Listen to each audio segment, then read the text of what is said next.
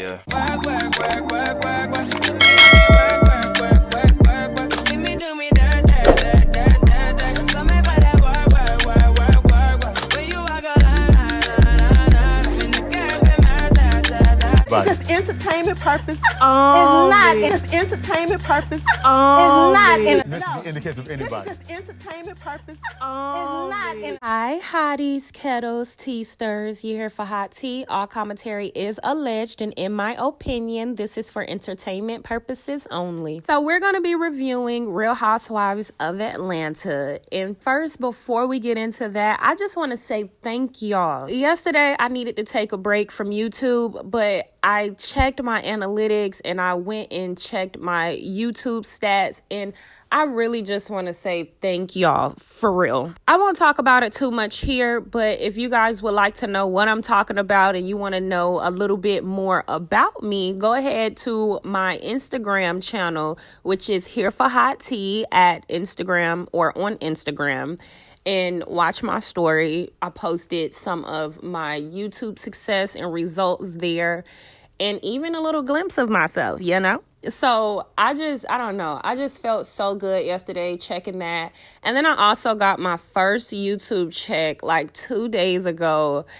Y'all, I really do. I did not think like YouTube would be a big deal, honestly. I didn't think YouTube, realistically, I thought maybe like $500 here or there or whatnot, but I didn't think this could actually be a business. So, like I said, thank y'all. I really do appreciate it. I was also on Carson's live yesterday. Carson started her YouTube channel. So, check. That's more than Slarion and Stidme has ever done. So, I'm definitely giving her claps on that. And then also, Carson is just very transparent. I think Carlos King really dropped the ball with that one. She's more relatable. She's more entertaining. She's more transparent. And she's a businesswoman than Tisha and Stormy, in my opinion. Yet this character completely went under the radar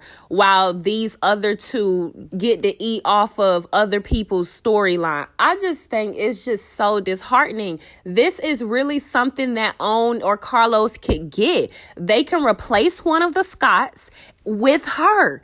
It's perfect. Like, she just has so much she's just so transparent. She has so much to say. So I just think they're dropping the ball with that one. If y'all happen to catch Carson's live, y'all let me know what y'all think about her live. I thought it was very good, and I'm excited for her YouTube journey. I will be subscribed to her, and I think y'all should go subscribe to her if you like her. You know, her and her husband were over there talking about infidelity. She also had a conversation about postpartum depression. She also had a conversation about the beginning on like how her marriage started. Like I said, she's extremely transparent. It's so much to dissect and break down. It's very unfortunate that this is a show, or that Love and Marriage Huntsville is a show about love and marriage. We don't get to have any of the real conversations about these people's marriage. We get to see Stidme sit around and gossip about everything. We'll know nothing about her and Courtney. Tisha been on this show for how many years, and they still lying, and we don't really know anything about them. Kimmy and Maurice still trying to fly under the radar, to be honest. And I just think that Carson would really get on the show and give us everything we need. But I don't know. That's my opinion. That's my observation from observing her since she actually came on the scene, or since we all called her out about being connected to Slarion. So y'all get in the comments, let me know what you think about that. Don't forget to like, subscribe, comment, hit the post notification bell so you are up to date each and every time that I upload, and you can be up to date with all of the latest Love and Marriage Huntsville drama.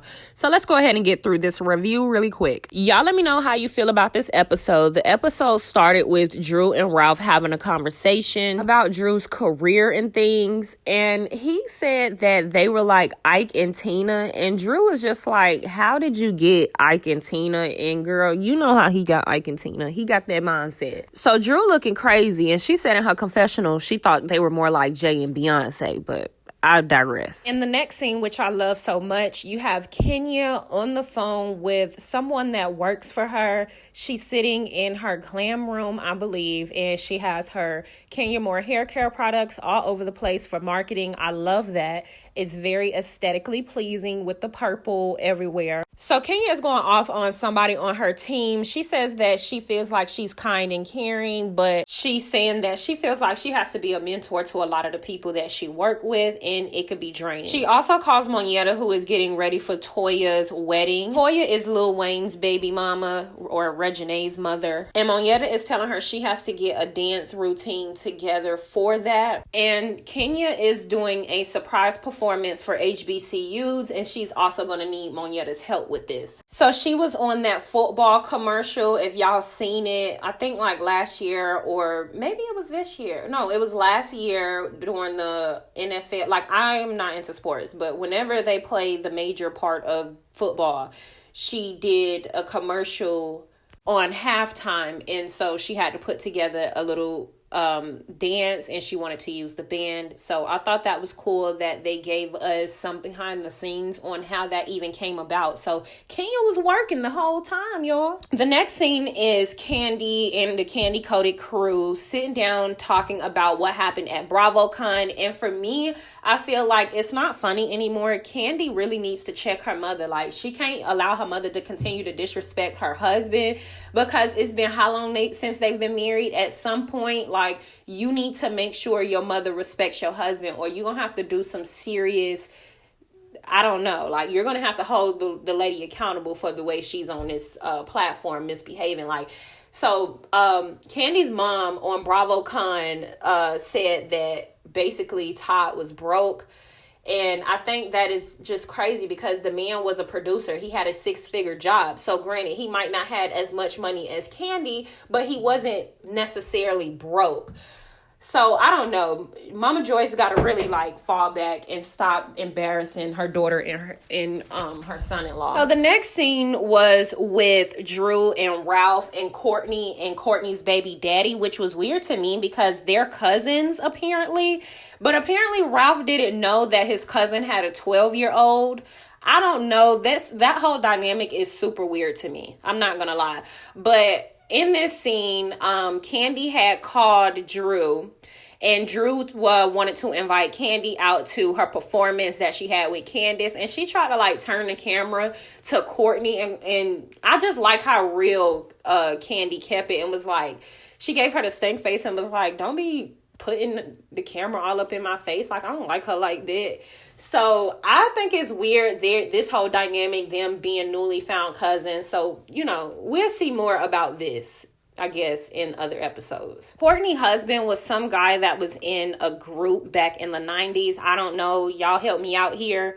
But they aren't together, and they're still really good friends. And this person also had worked on set with Drew back in the day as well. So they had already known each other. In the next scene, you have She Desperate shading Drew, basically saying that she's not going to be able to come to her performance, and really nobody wanted you and your nasty ass energy there anyway. She was probably helping Walkie Talkie Bond out of jail. Y'all let me know y'all thoughts on Sheree. She is just not looking good this season with who she decided to attach herself to, and on top of that, she's shading all the other women and just looking an absolute fool. So the next scene, everybody come together for Drew's performance, and one thing that I noticed, Drew's husband Ralph is always wanting shots. You know, he's always getting the people going with some shots. He also did that in the scene when Courtney and her husband came over. He was like, let's do shots before we drink wine. And so at the performance, you catch him asking everybody like, let's do shots. Y'all want shots? Let's do shots. So someone also commented in the comments on Peach Report Daily that they were actually there at the performance, and the performance was longer than they are making it out to be. But the performance did appear to be short on camera. And everybody kind of shaded Drew and was like, girl, like, why are you inviting us to this performance and it wasn't even that long? Kandi was saying that if you're going to invite somebody to a performance, make sure it's at least longer than what Drew's performance was. So they was kind of shading her, but I thought she did really good, and I'm excited to hear Drew's music. And Candace looked good as well, even though I couldn't really care for her. I don't really like Candace. Her outfit wasn't cute, but her makeup and hair was cute. So kudos to them. Shout out to them on their journey with the music and everything. In the next scene, all the girls kind of sit down together to just have a discussion. Courtney and Kandi kind of get into a debate, and Kandi just basically let her know, like, I bring everybody out. So I don't know, that was her line. It was a good line, actually. She was like, let's just be real, like, I bring everybody out, because Courtney was trying to say that the people that she bring out was ghetto. Marlo also kind of intervened and kind of got into it with Drew, which we will talk a little bit later about. But Drew asked Kandi what was going on with the restaurant. And Marlo had a problem with Drew asking Kandi what was going on with the restaurant, because she didn't say what's going on with the shooting at your restaurant. So I don't like Marlo. Marlo is a nasty ass person. Like, it's a business. Why do you want her to say what happened at the shooting at your restaurant? At the end of the day, she brought it up, and that's what production wanted her to do. It's sensitive because it is, it's still in court. Or, her lawyers told her to not really elaborate on it. So I don't understand why she is so pressed for her to talk about it and specifically use the word shooting. Marlo is just weird and evil, in my opinion. So her and Drew get into this weird little situation, and Marlo turns it into about her nephew passing away or dying or something. And may he rest in peace. And I don't understand what that actually had to do with what was going on, other than a pure deflection. But she's just going off. And then she ends up, so Drew is just trying to be logical and stick to what is actually going on. And Marlo gets mad and just stands up and it is like, my nephew died, screams in her face, and then just walks out. And Drew is just looking at her crazy as hell, as am I. So y'all, that's pretty much the review. I don't really have nothing more to really elaborate on. Y'all get in the comments, let me know what you thought about this episode. Don't forget to like, subscribe, comment, hit the post notification bell so you are up to date each and every time that I upload. Yeah. Work, work, work, work, work, work. See me work, work, work, work, work. See me do me that. Cause I'm about that work. When you walk a line. In the cafe, it's just entertainment purpose. It's not. It's just entertainment purpose. It's not. In the case of anybody. This is just entertainment purpose. It's not.